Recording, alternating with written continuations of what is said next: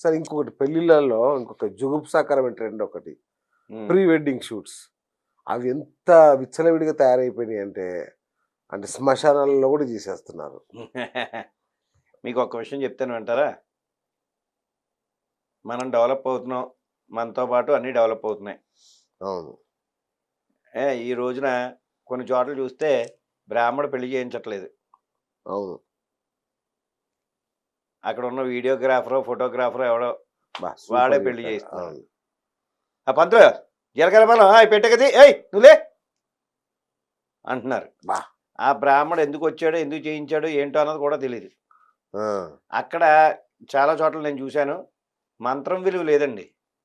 చేయించుకునేవాడికి లేదు, చేసేవాడికి లేదు, అస్సలు. చూసేవాడికి లేదు. అవును.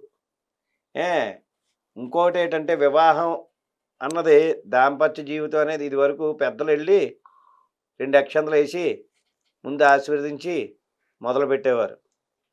ఈ రోజున ఫోటోగ్రాఫరే "ఏయ్! నువ్వు జీలకర్ర బెల్లం చెయ్యి అలా పెట్టు. అవును. ఆ పైన దండేసి కింద అట్టుకో" అంటున్నాడు. అవును.